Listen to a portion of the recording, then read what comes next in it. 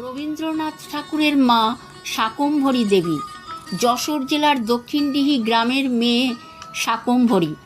পিতা রামনারায়ণ চৌধুরী। জোড়াসাঁকো ঠাকুর পরিবারে তার বিবাহ হয় দ্বারকানাথ ঠাকুরের জ্যেষ্ঠ পুত্র দেবেন্দ্রনাথ ঠাকুরের সঙ্গে।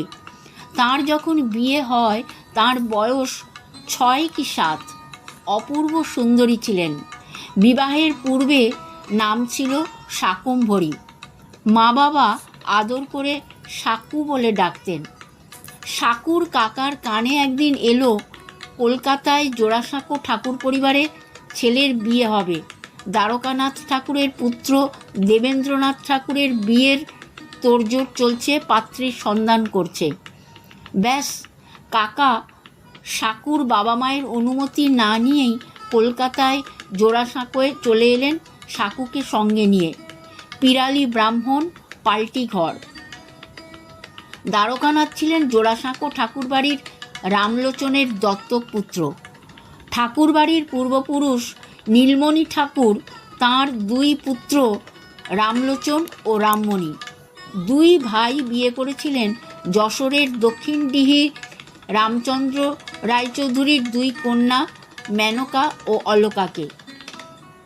রামলোচন ও অলকার একটি কন্যা সন্তান শৈশবে মারা যাওয়ায় রামমণি ও মেনকার পুত্র দ্বারকানাথকে দত্তক নেন রামলোচন ও অলকা। ঠাকুরবাড়িতে অলকা ছিলেন অলকা সুন্দরী। যথাসময় রামলোচন দ্বারকানাথের বিবাহ দেন। 1809 সালের যশোরের দক্ষিণডিহিতে নরেন্দ্রপুর গ্রামের রামতনু রায়ের 6 বছরের কন্যা দিগম্বরী দেবীর সঙ্গে। দ্বারকানাথ ও দিগম্বরী দেবীর জ্যেষ্ঠ পুত্র দেবেন্দ্রনাথের পাত্রীর খোঁজ চলছিল এবং খবর দক্ষিণডিহিতে পৌঁছতেই 6 বছরের ভাতৃকন্যাকে সঙ্গে নিয়ে সাকুর কাকা সোজা চলে আসেন জোড়াসাঁকো ঠাকুর বাড়িতে। সাকুকে দেখে দিগম্বরী এবং অলকা সুন্দরীর ভীষণ পছন্দ হয়েছিল।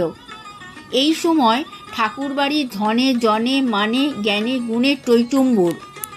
ঠাকুরবাড়ির ধন সম্পত্তির যশ তখন উপচে পড়ছে। দ্বারকানাথের খ্যাতি তখন ছড়িয়ে পড়েছে চারিদিকে। কাজেই ছেলে দেবেন্দ্রনাথের বিয়েতে প্রচুর খরচপত্র করেছিলেন।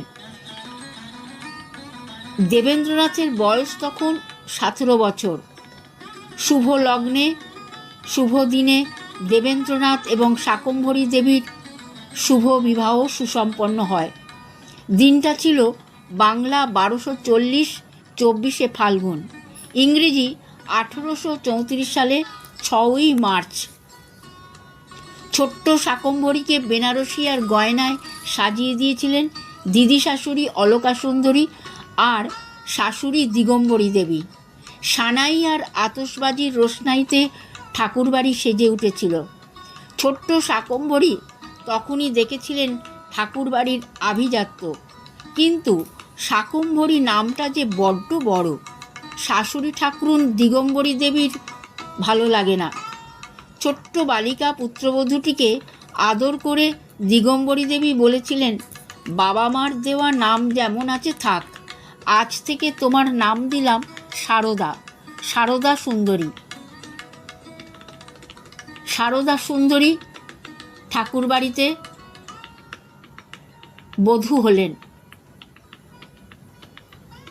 শাকম্ভরী থেকে সারদা সুন্দরী। মায়ের কথা বাবার কথা মনে পড়ে কতবার। কাকার সঙ্গে আসার সময় মা নদীতে চান করতে গিয়েছিলেন, কাজেই মার সঙ্গে দেখা আর হয়নি।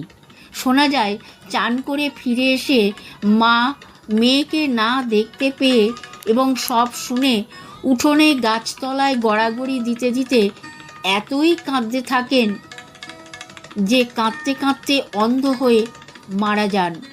আসলে সারদা সুন্দরী দেবীর বিয়েটা ছিল একেবারেই আকস্মিক। সারদা সুন্দরী ছিলেন অত্যন্ত বুদ্ধিমতী। ঠাকুরবাড়িতে বধূ হয়ে এসে তারপর আস্তে আস্তে বড় হওয়ার সঙ্গে সঙ্গে নিজেকে ঠাকুরবাড়ির উপযুক্ত করে তুলেছিলেন। তিনি অত্যন্ত ব্যক্তিত্বময়ী ছিলেন।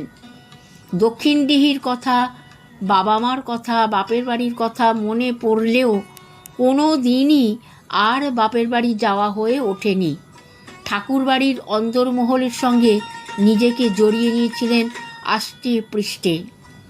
তো বন্ধুরা, রবীন্দ্রনাথ ঠাকুরের মা এই প্রসঙ্গে আমার উপস্থাপনার আজকে প্রথম অংশ। আশা করি দর্শক বন্ধুদের, শ্রোতা বন্ধুদের ভালো লাগবে। আজকের মতো ভিডিওটি এখানেই শেষ করলাম। পরের অংশ আবার এক সময় নিয়ে আসব আপনাদের সামনে। শেষ করছি। সকলে সুস্থ থাকবেন, ভালো থাকবেন। নমস্কার।